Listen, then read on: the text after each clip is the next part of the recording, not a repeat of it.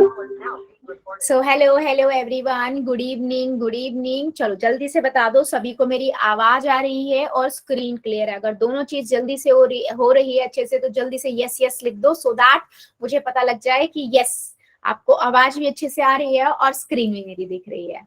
ठीक है, ओके। सो मतलब सबको आ रही है। सो बेटा जैसे सब बच्चों को पता है ना, आप सभी को पता है हम क्या पढ़ रहे थे। हम आपकी मैथ्स की एनसीईआरटी बुक का चैप्टर 8 जो है चतुर्भुज, इसे कवर कर रहे थे और इसकी हमने एक्सरसाइज 8.1 लास्ट क्लास तक कंप्लीट कर ली थी। ठीक है, आज हम स्टार्ट करेंगे बेटा 8.2 के कुछ क्वेश्चंस भी करेंगे, लेकिन उससे पहले 8.2 में किस तरह के क्वेश्चंस है उसके लिए हमें एक थ्योरम का पता होना बहुत जरूरी है। हम बात करेंगे आज उसी थ्योरम पे, मध्य बिंदु थ्योरम या प्रमेय कहा जाता है जिसे। ठीक है, पहले हम डिस्कस करते हैं कि मध्य बिंदु प्रमेय होती क्या है, कैसे उन्हें क्वेश्चंस पे अप्लाई करना है, उसके बाद हम एप्लीकेशन देखेंगे। ठीक है, सो सबसे पहले मध्य बिंदु प्रमेय क्या कहती है उसे देखते हैं। ठीक है, तो कहता है कि किसी त्रिभुज की किन्हीं दो भुजाओं के मध्य बिंदुओं को मिलाने वाला रेखाखंड तीसरी भुजा के समांतर होता है। ठीक है, सो देखो इस चीज को समझो, वो क्या कह रहा है। मान लो आपके पास एक त्रिभुज है। ठीक है बच्चा, मान लो ये आपके त्रिभुज है ए बी सी। अब इस ए बी सी का, ए बी और सी, इस ए बी सी का मध्य बिंदु मतलब किन्हीं भी दो भुजाओं को, मान लो इसका मध्य बिंदु ये है और इसका मध्य बिंदु ये है, इसे मैं डी दे देती हूँ, इसे मैं ई दे देती हूँ। ठीक है, सो इनसे जो रेखाखंड हमने जोड़ा है ना, ये रेखाखंड जो होगा बच्चे, ये रेखाखंड इस बी सी यानी कि थर्ड जो बची हुई भुजा है उसके समांतर होगा, यानी कि डीई समांतर होगा किसके, बीसी की। ठीक है, क्या कहना चाह रही हूं मैं, दिया गया है आपको, दोबारा लिख रही हूँ बेटा, दिया है आपको त्रिभुज ए बी सी में डी जो है वो ए बी का मध्य बिंदु है। ठीक है, और ई जो है वो ए सी का मध्य बिंदु है। ठीक है, तो वो क्या कह रहा है कि किन्हीं भी दो भुजाओं का जो मध्य बिंदु होगा वो तीसरी, उससे जो मिलकर रेखाखंड बन रहा है डीई, ये डीई जो है वो समांतर होगा इस बीसी की। ठीक है, ये कहती है आपकी ये प्रमेय। ठीक है, इसी प्रमेय का यूज करके बहुत सारे हमारे 8.2 के क्वेश्चंस होंगे। अब जरूरी नहीं है कि जो ये वाली भुजा का ही हो, ठीक है, दूसरी भुजा भी हो सकती है। मतलब अगर मेरे पास मान लो ये वाला त्रिभुज ए बी सी है और अब की बार उस ए बी सी में से इसने ए बी सी में से उसने बीसी का ई ले लिया और बीसी का आपने उसने एफ एक आपने उसको मध्य बिंदु दे दिया, तो इससे रेखाखंड जो बना वो क्या हुआ, ई एफ। अब ई एफ क्या होगा, ई एफ समांतर होगा बी ए बी के, इसके, राइट, इसके तो समांतर होगा। इसी तरीके से मान लो एक और त्रिभुज में दिखा देती हूँ यहाँ पर कि एक और ये वाला त्रिभुज है और अब की बार जो हमारे पास दो भुजाएं हैं, मैं तीनों केसेस बता रही हूँ बेटा, तीनों से बन सकता है ना। बीसी का आपका एफ है और इसका आपका डी है, यानी कि इससे इन दोनों मध्य बिंदुओं से जो रेखाखंड बना डी एफ, ये समानांतर किसके होगा बेटा, एसी के। ठीक है, तो मैंने देखो तीनों केस बता दिए, कोई भी दो भुजा हो उससे जो रेखा, उनके जो मध्य बिंदु से रेखाखंड बन रहा है वो रेखाखंड आपकी तीसरी जो भुजा होगा उसके समांतर होगा। ठीक है, क्या मेरी बात सभी को समझ आई है। देखो हर दो को लेके, हर दो के मध्य बिंदुओं से रेखाखंड बना के मैंने और तीसरी के बराबर समांतर दिखा दिया आपको। क्या मेरे आप सभी को ये वाली थ्योरम या प्रमेय में कहूं समझ आई है। क्या कह रही है, किसी त्रिभुज की किन्हीं दो भुजाओं के मध्य बिंदु को मिलाने वाला रेखाखंड और तीसरी वाली भुजा के समांतर होगा। दोबारा बताऊं, ठीक है, देखो सिंपल सी बेटा, हाँ सिंपल सा लॉजिक है। मान लीजिए आपके पास कोई भी एक त्रिभुज है, किसी भी तरह का त्रिभुज हो सकता है, अगर उसकी दो भुजाओं का मध्य बिंदु, ठीक है, मान लो ये ए बी का मध्य बिंदु क्या होता है, जो उस पूरी रेखा को दो भागों में बांटता है। मान लो ये ई है और ये आपका एफ है, मतलब डी ई कर देते हैं, डी है और ये आपका ई। ठीक है। इससे जो रेखाखंड बन रहा है, ठीक है, इससे जो रेखाखंड बन रहा है ये जो रेखाखंड होगा ना बेटा, ये इस बीसी के समांतर होगा, ये कहती है ये थ्योरम। ठीक है। अब जरूरी नहीं है वो जो दो भुजाएं हैं वो ए बी और बीसी हो, एसी हो, वो एसी और बीसी भी तो हो सकती है ना। तो इसीलिए मैंने आपको दूसरा एक और दिखा दिया था कि ये वाली भुजा है, और अब की बार मैंने आपको ये वाला, गुड इवनिंग बेटा, गुड इवनिंग, ये वाला और ये वाला दिखा दिया, ई और एफ मध्य बिंदु, ये एसी का मध्य बिंदु ई है और बीसी का एफ है। तो यहां से जो रेखाखंड बन रहा है ई एफ वो समांतर है ए बी के। ठीक है, यानी कि इसके समांतर ये हुआ, यहाँ पर ये समानांतर इसके हुआ था।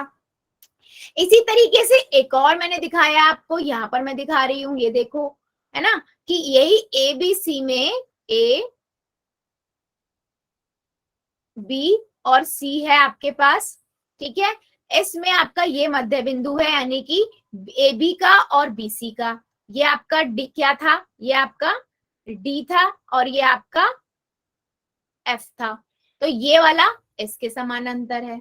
क्या अब मेरी बात समझ आई है सभी को, क्या कहना चाह रही हूं मैं? अगर मैं इसको लिखूंगी तो क्या लिखूंगी, डी एफ समांतर है ए सी के। मतलब कोई भी जो दो भुजा होगी उनके जो मध्य बिंदु से रेखाखंड बन रहा है, जो बची हुई भुजा है उसके समानांतर होगा। सिंपल। क्लियर है या नहीं? यस और नो, जल्दी बताओ।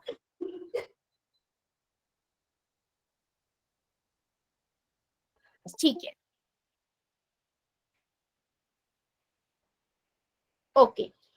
सो अभी हम देखते हैं इसी की बेटा एक और प्रमेय है। ठीक है, उससे पहले क्वेश्चन करते हैं। ठीक है, उससे पहले हम एक क्वेश्चन पे जाते हैं। देखो ये क्वेश्चन है, इस क्वेश्चन में हमें करना क्या, जो अभी हमने जो थ्योरम पढ़ी है ना, प्रमेय पढ़ी है, मध्य बिंदु प्रमेय जो है, सेम उसी मध्य बिंदु प्रमेय को हम यहाँ पर यूज करेंगे और इस क्वेश्चन को सॉल्व करेंगे। ठीक है, अभी देखो क्वेश्चन क्या कह रहा है, पहले क्वेश्चन को समझो। वो कह रहा है ए बी सी में D E F, D E F. ठीक है, डी ई एफ क्या है, D E F A B B C और सी ए का मध्य बिंदु है। ठीक है, तो इससे एक रेखाखंड बनाया। अगर मैं इनको बना रही हूं तो वो कहता है कि इन जो ये चार, एक दो तीन चार जो त्रिभुज बने हैं ना, ये चारों त्रिभुज आपस में सर्वांगसम है, ये हमें दिखाना है। ठीक है, तो अगर मैं एक बात बताओ, अगर मैं ये दिखा दूं, ये त्रिभुज से देखो, अगर आप देखो तो एक चतुर्भुज ऐसा बन रहा है, ये वाला चतुर्भुज।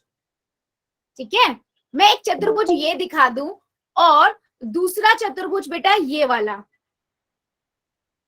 ठीक है, दूसरा चतुर्भुज मैं एक ये दिखा दूं और तीसरा चतुर्भुज बेटा मैं ये दिखा दूं कि ये जो तीनों चतुर्भुज है ना, ये समांतर चतुर्भुज है।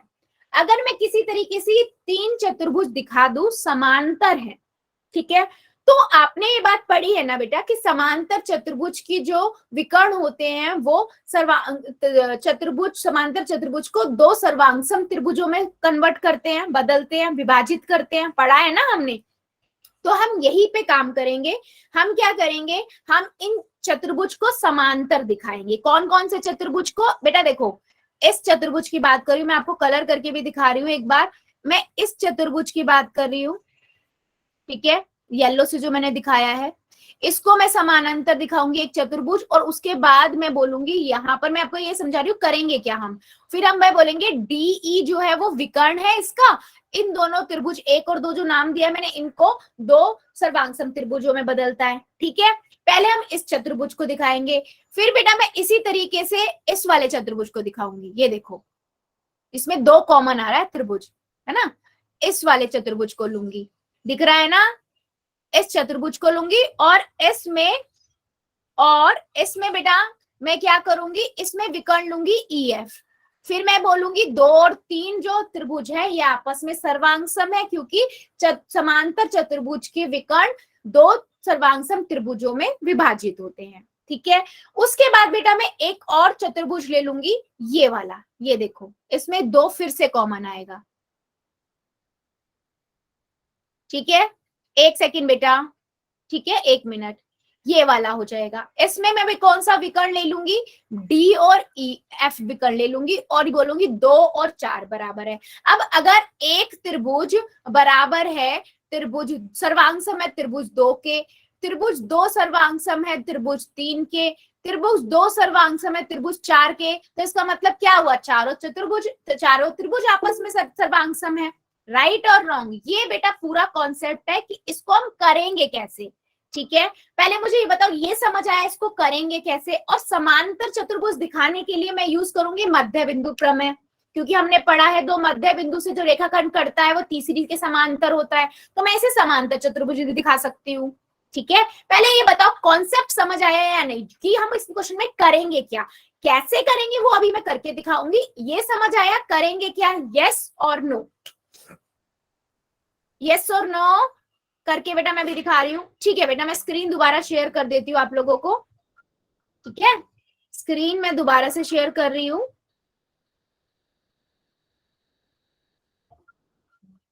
स्क्रीन नहीं दिख रही। जस्ट अ सेकेंड बेटा।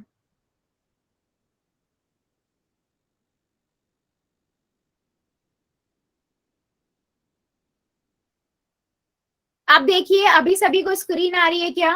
यस। ठीक है, तो मैं इस क्वेश्चन को बेटा करना स्टार्ट करती हूँ। ठीक है, तो सबसे पहले हम क्या लिखते हैं, दिया क्या गया है। किसी भी क्वेश्चन को करने के लिए हम सबसे पहले क्या लिखते हैं कि उस क्वेश्चन में दिया क्या गया है। तो मैं लिखती हूँ दिया है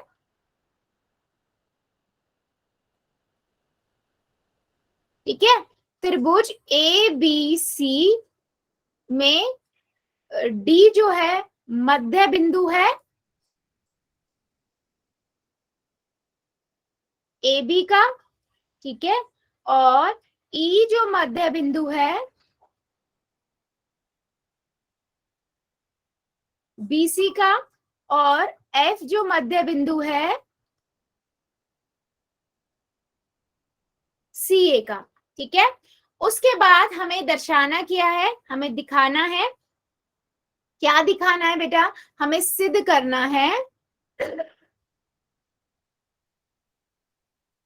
ठीक है, चारों त्रिभुज सर्वांग सम है। ठीक है, तो देखो इसको मैं सबसे पहले क्या करूंगी, मैं सबसे पहले मुझे पता है ये इसका मध्य बिंदु है, तो मैं अगर मध्य बिंदु प्रमेय यूज करूं, मध्य बिंदु प्रमेय यूज करूं, तो मुझे पता है अगर मैं डी एफ को मानू मध्य बिंदु है ए बी सी का, तो मैं वो बीसी के समांतर होगा, डी एफ समांतर होगा बीसी के। और मैं कह सकती हूँ कि वो बी डी एफ समांतर होगा किसके बेटा, बीई के भी, क्योंकि पूरे के समांतर है तो उसके आधे के भी समांतर होगा ना। इसी तरीके से बेटा डी एफ आपका, सॉरी ये डी एफ ही था ना,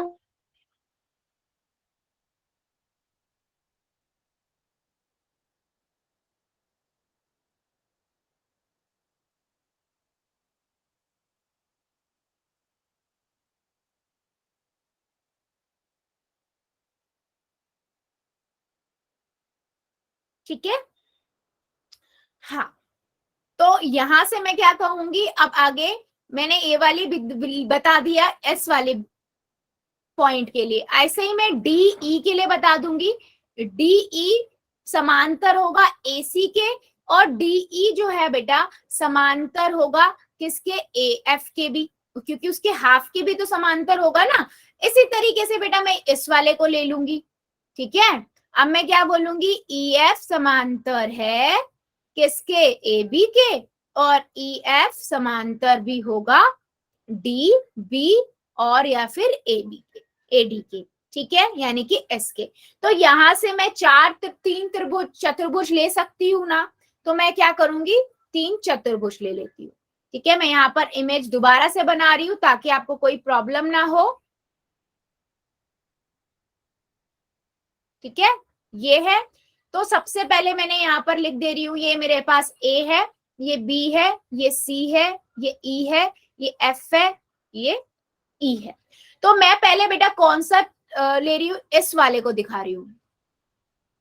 देख लो, एस को बोल रही हूं, तो मैं क्या लिखूंगी, D E D F E B is a parallelogram, या DEF इज एक समांतर चतुर्भुज है।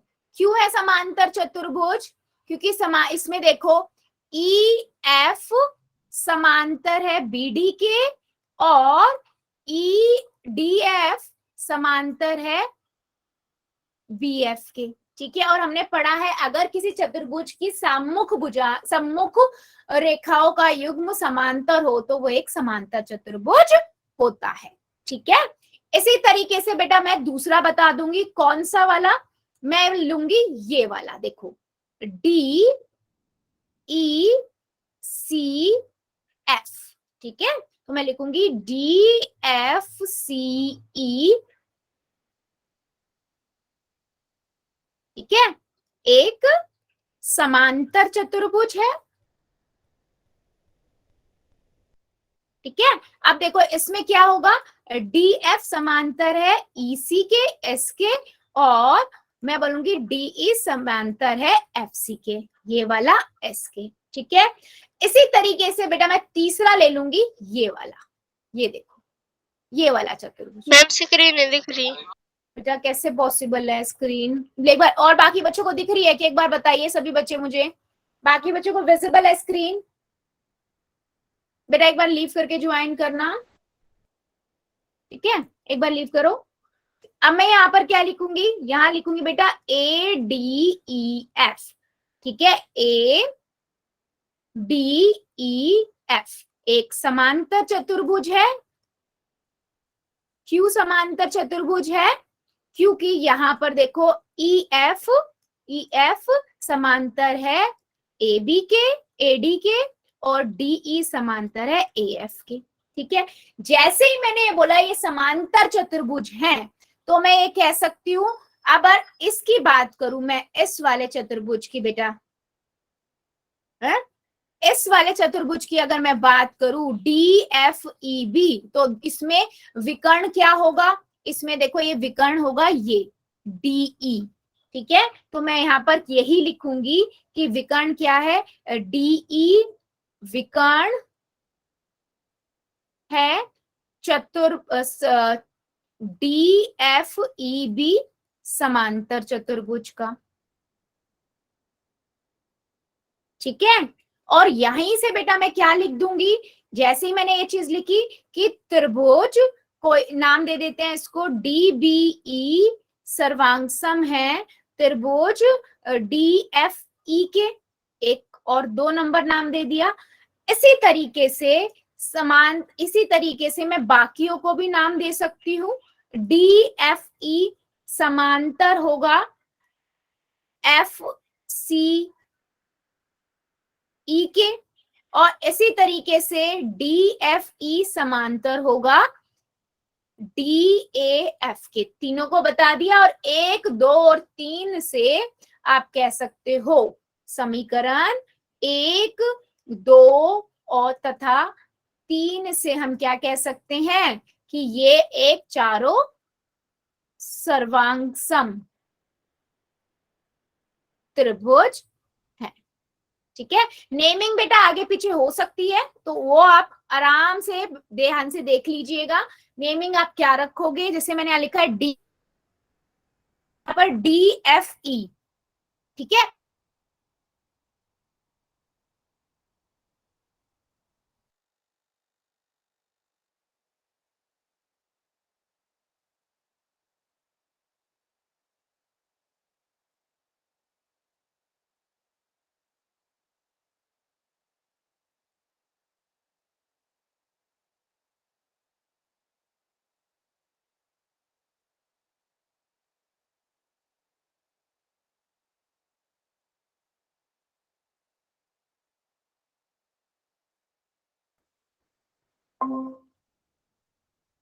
एक सेकेंड दीजिएगा बच्चों, अगर मेरी आवाज नहीं आ रही है तो।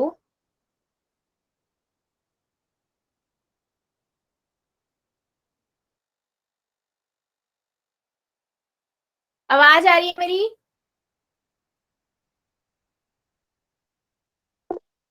ठीक है, समझ आया ये वाला क्वेश्चन? फिर हम आगे बढ़ेंगे अगर ये क्लियर हो गया है तो। ओके, सो बेटा इसमें मेन ना नेमिंग का ध्यान जरूर रखना, अपने अकॉर्डिंग नेमिंग जो है आप कौन की जरूर लिख लीजिएगा। ठीक है, मेन मेरा मोटिव समझाने का ये है कि इस तरीके के क्वेश्चंस को हम कैसे करते हैं। ठीक है, अभी हमने एक थ्योरम पढ़ी थी, अब हम उसकी अपोजिट थ्योरम देखेंगे। ठीक है, जो हमने थ्योरम पढ़ी थी ना, प्रमेय पढ़ी थी, प्रमेय कह रही थी कि अगर आपके पास एक त्रिभुज है और अगर उस त्रिभुज के मध्य बिंदु, त्रिभुज की दो भुजाओं के मध्य बिंदु आपस में इसे एक रेखाखंड बनाते हैं डीई, तो वो समानांतर होंगे किसके? बीसी के भी। ठीक है, बीसी के यानी कि तीसरी भुजा के समांतर होंगे, ये हमने पढ़ा था। ठीक है, अब दूसरी इसी की उल्टी, इसी की उल्टी क्या है, वो क्या कहती है?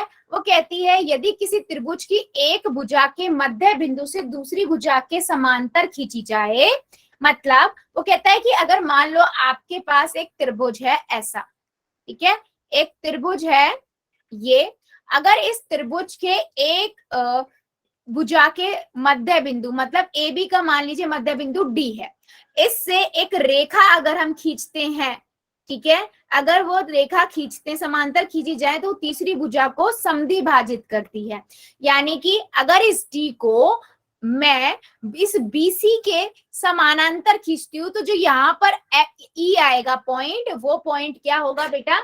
मध्य बिंदु होगा एसी का, ये हमें दिखाना है।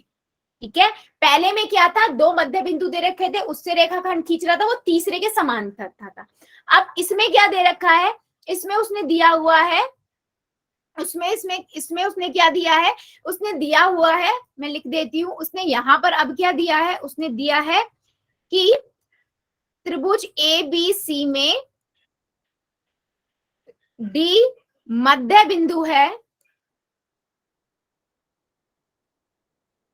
ए बी का, ठीक है, और उसने क्या दिया हुआ है कि डी समांतर है बीसी के, ये उसने दिया हुआ है। ठीक है, और हमें प्रूफ क्या करना है, यानी कि सिद्ध क्या करना है बच्चे यहाँ पर, कि जो ई है ना वो भी आपका मध्य बिंदु है एसी का। ठीक है, और पहले वाली में क्या दिया हुआ था, डी और ई दोनों मध्य बिंदु थे और हमें शो क्या करना था, डीई समांतर है बीसी के। क्या मेरी बात समझ आई है कैसे ये कन्वर्ज है, उल्टी है पहले वाली प्रमेय की? यस और नो, क्या मेरी बात क्लियर हुई है? यस और नो बेटा।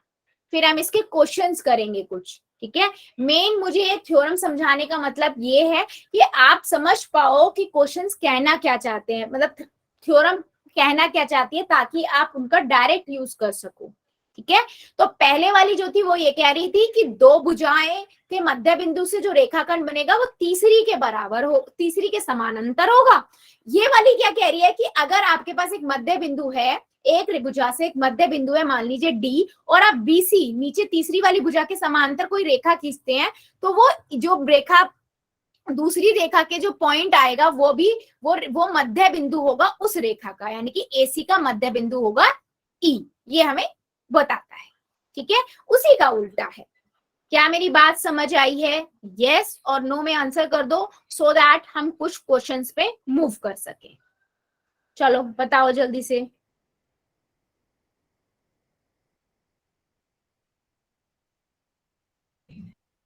ठीक है, ठीक है, ओके, सो क्वेश्चन ले लेते हैं बच्चा एक। ठीक है, क्वेश्चन क्या कह रहा है देखते हैं। क्वेश्चन कहता है, ठीक है, ये आपकी एक्सरसाइज 8.2 का क्वेश्चन है फर्स्ट। ठीक है, वो कहता है कि ए बी सी डी एक चतुर्भुज है। ठीक है, ए बी सी डी एक चतुर्भुज है जिसमें पी क्यू आर तथा एस क्रमश भुजाओं A B B C C D तथा डी ए के मध्य बिंदु है। ठीक है, तो एसी उसका एक विकर्ण है। ठीक है, अभी हमें दर्शाना क्या है, उससे पहले मैं एक इमेज दिखा देती हूँ, वरना हम कंफ्यूज होते रहेंगे कि हम बात किसकी कर रहे हैं। देखो, ये आपका एक चतुर्भुज है, ये इनके मध्य बिंदु है। ठीक है, और AC आपका एक विकर्ण है ये। ठीक है, इसकी बात कर रहा है, नेमिंग में दे देती हूँ।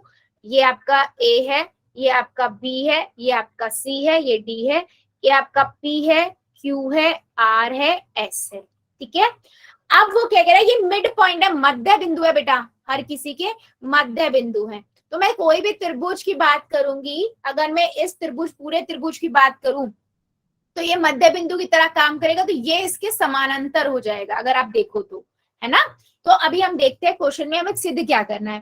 पहला हमें क्या दिखाना है बेटा, सिद्ध करना है, हमें सिद्ध करना है। पहली बात जो हमें सिद्ध करनी है वो है SR समानांतर है AC के। ये तो बहुत इजी है, SR समानांतर है AC के, ये सिद्ध करना है।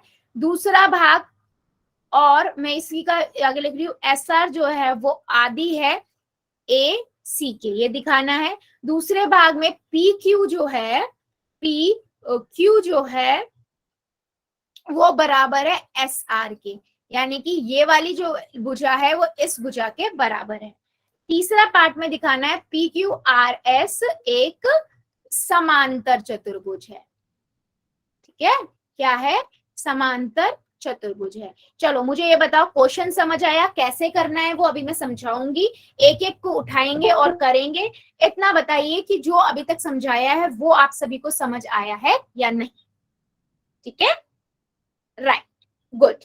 सो मैं क्या करती हूँ बेटा, पहले फिगर बनाते हैं और एक एक पार्ट उठाते हैं और उसको सॉल्व करना स्टार्ट करते हैं। ठीक है, तो देखो सबसे पहला पार्ट में हमें क्या दिखा रहा है, हमें दिखाना क्या है,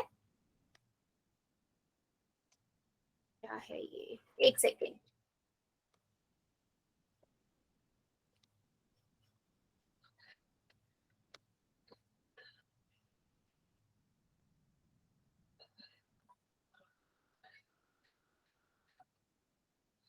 ठीक है, अभी हम देख लेते हैं। सबसे पहले हमें क्या दिखाना, सबसे पहला पार्ट, उसमें हमें दिखाना है SR AC के समांतर है, और SR जो है वो हाफ है AC के। ठीक है, तो मैं पहले से दोबारा से इमेज बना देती हूँ, कुछ इस तरीके की हमारी ये फिगर है। ठीक है, और यहाँ पर है आपका ये S, ये R, ये आपका P, ये आपका Q। ठीक है, इस तरीके से मैंने मिला दे रही हूं।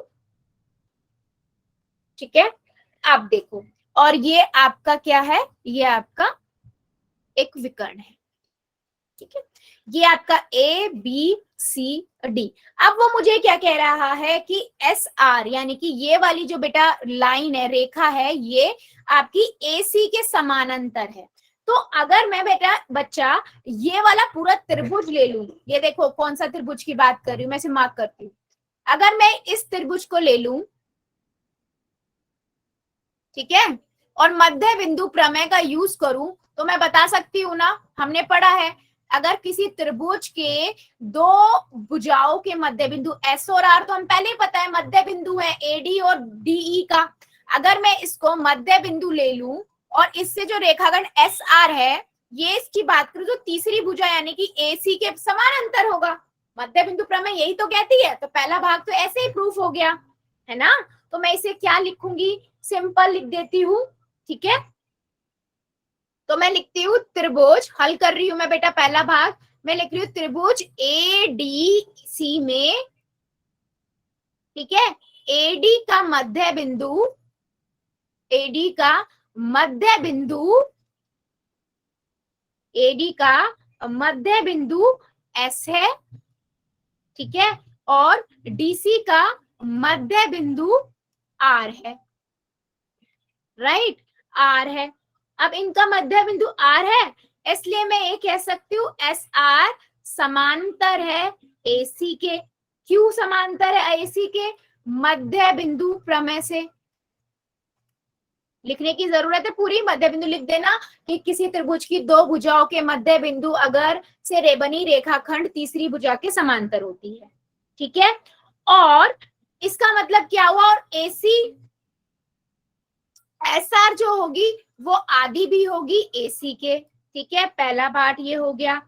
ठीक है, अब मेरे को इसी में मैं अगर बताना चाहूं तो मैं ये कह सकती हूँ, देखो ध्यान से देखो, अब कौन सी की बात करें, पी क्यू जो है वो समानांतर होगी इसके। ठीक है, अगर मैं अब त्रिभुज बेटा ये वाला ले लूं, पहला पार्ट तो यहाँ पर सॉल्व हो गया, लेकिन मैं इसे आगे क्या बता रही हूँ, अगर मैं ये वाला त्रिभुज लूं अब एबीसी, ठीक है, एबीसी हम ले रहे हैं,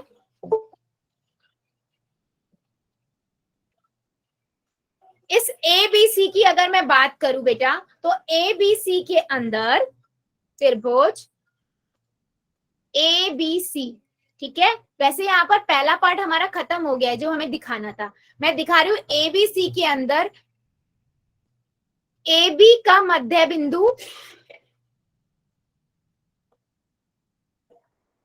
एबी का मध्य बिंदु P है और बीसी का मध्य बिंदु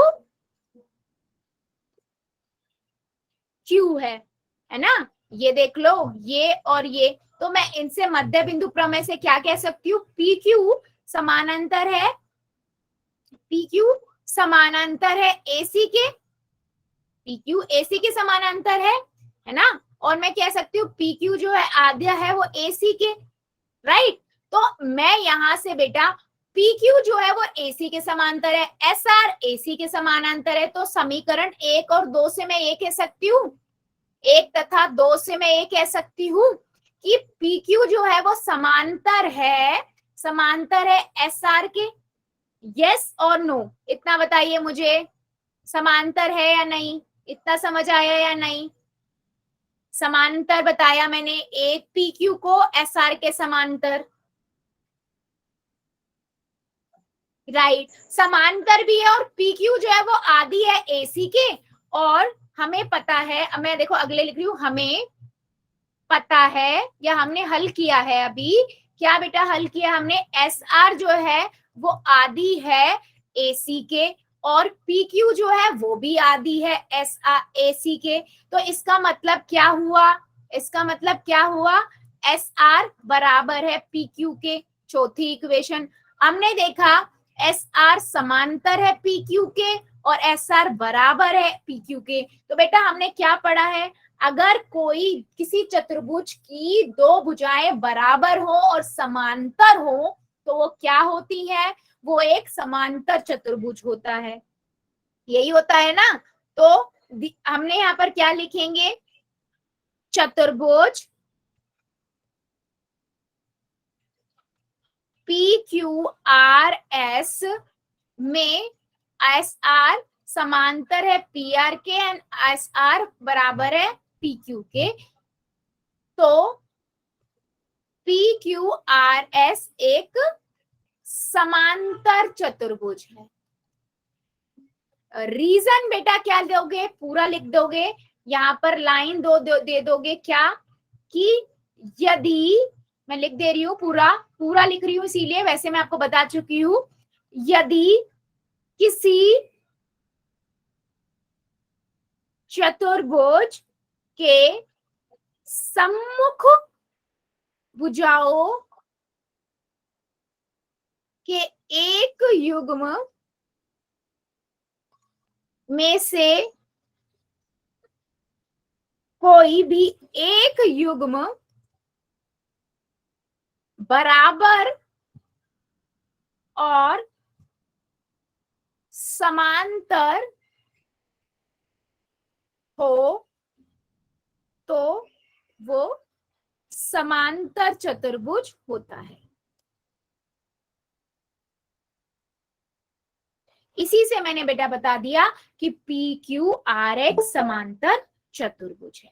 क्या मेरी बात समझ आई है या इसमें किसी बच्चे को डाउट है? हमें दिखाना था पहले भाग में कि ये दोनों समांतर है और फिर दिखाना था एस आर पी क्यू के बराबर है। तो एस आर जो है बेटा वो आधी है एसी के, पी क्यू है आधी है एसी के। इसका मतलब क्या हुआ, यहाँ पर मैंने दिखा दिया एस आर पी क्यू के बराबर है। और अगर एस आर पी क्यू के बराबर है और एस आर पी क्यू के समांतर भी है, इसका मतलब कि वो जो चतुर्भुज पी क्यू आर एस है वो एक समांतर चतुर्भुज है। क्योंकि हमें पता है थ्योरम क्या कहती है, अगर किसी चतुर्भुज की एक भुजाओं का युग्म सामने वाली भुजाओं का युग्म बराबर भी हो और समांतर भी हो तो एक समांतर चतुर्भुज होता है। चलिए मुझे बताइए ये क्वेश्चन सभी बच्चों को क्लियर हुआ है या किसी बच्चे को इस क्वेश्चन में डाउट है? जल्दी से बताओ बेटा, डाउट होगा तो मैं क्लियर कर दूंगी, नहीं तो फिर हम अगले क्वेश्चन पे मूव करेंगे। बता दीजिए जल्दी से। क्लियर है सभी को? गुड, चलो फिर वेरी गुड, क्लियर है तो बेटा अगले क्वेश्चन पे मूव करते हैं। नेक्स्ट क्वेश्चन है एक और, ठीक है। वो क्वेश्चन क्या कहता है आपको, एक सेकेंड,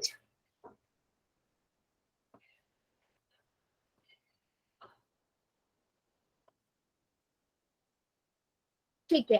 नेक्स्ट क्वेश्चन है वो आपको क्या कह रहा है, ठीक है। वो कहता है क्वेश्चन नंबर सेकेंड है, ये आपकी एनसीईआरटी बुक का ही, कहता है कि अगर ए बी सी डी एक सम चतुर्भुज है, क्या है, एक सम चतुर्भुज है। आपको पता है सम चतुर्भुज क्या होता है बच्चा, सम चतुर्भुज की चारों भुजाएं आपस में बराबर होती हैं, है ना। तो आपको ये तो पता है, तो आप बोलोगे ठीक है ये ए बी सी डी, तो ए बी बराबर है बी सी बराबर है सी डी बराबर है ए डी, चारों भुजाएं आपस में बराबर है।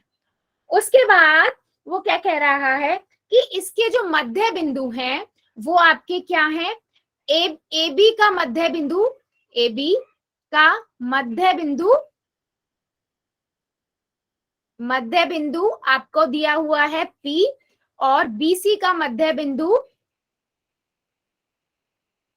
BC का मध्य बिंदु Q है, और इसका मध्य बिंदु यानी कि CD का मध्य बिंदु R है,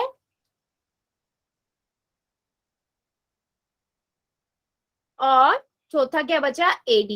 तो AD का मध्य बिंदु क्या हुआ, S है, ठीक है। अब क्या हुआ, इनसे अगर मैं चतुर्भुज बना रही हूं कुछ ऐसा बनेगा बेटा, देख लो, ठीक है।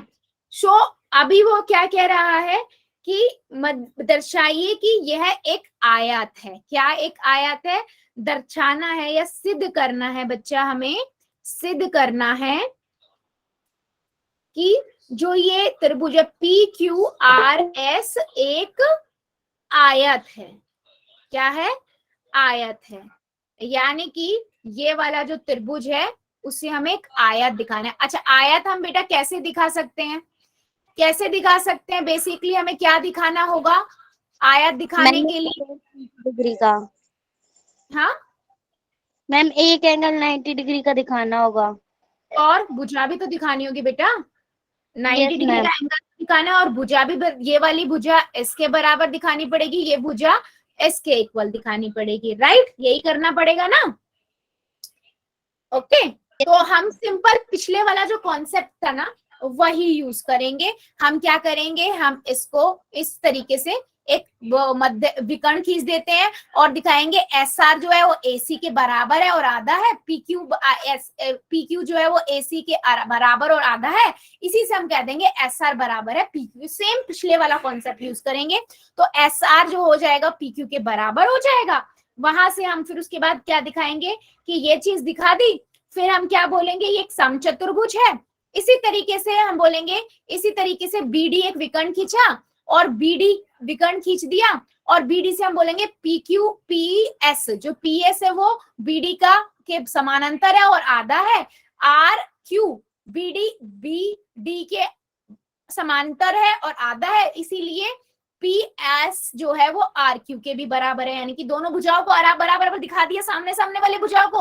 अब मुझे क्योंकि आयत दिखाना है तो मुझे एक कोण 90 का दिखाना होगा, तो 90 के कोण को दिखाने के लिए मैं क्या करूंगी, समकोण दिखाना है, मुझे 90 का दिखाना है, तो मैं यहाँ पर एक कोण को 90 का दिखाऊंगी। तो मैं किसी भी एक कोण को यहाँ पर 90 का दिखा दूंगी तो मैं क्या कहूंगी, ये एक आयत है। क्वेश्चन समझ आया? यस और नो? क्वेश्चन क्लियर हुआ? करना कैसे है अभी हम लिखेंगे, बट करेंगे कैसे वो मैंने आपको बताया है ना? करेंगे कैसे वो मैंने आपको बताया है। बेटा प्लीज म्यूट कर लो, कौन सा बच्चा है, किसका माइक ऑन है? प्लीज रमेश की आईडी से बेटा म्यूट करो अपने आप को। बेटा थोड़ा ध्यान रखा करो आप लोग, ठीक है? जो हम इसको लिखना स्टार्ट करते हैं, ठीक है? तो पहले तो सबसे सिंपल जो प्रोसेस है पूरा वही लिया जाएगा। मैं इसको दोबारा से बना देती हूँ यहाँ पर।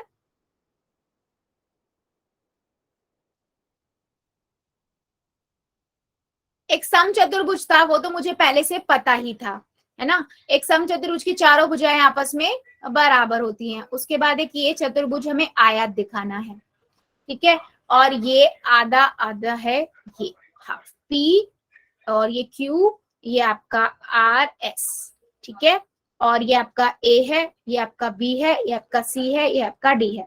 तो पहले मैंने क्या किया, मैंने पहले ये वाला विकर्ण लिया एसी, ठीक है? तो मैंने कौन से त्रिभुज लूंगी, सेम वही चीज हम त्रिभुज लेंगे, उस वही सेम प्रोसीजर लिख रहे हैं। तो मैं क्या लिखूंगी, त्रिभुज हल करना स्टार्ट कर रही हूं। त्रिभुज एडीसी में, एडीसी मतलब वही वाला बेटा, मैं दोबारा से इसको दिखा देती हूँ, इस वाले की बात कर रही हूं मैं,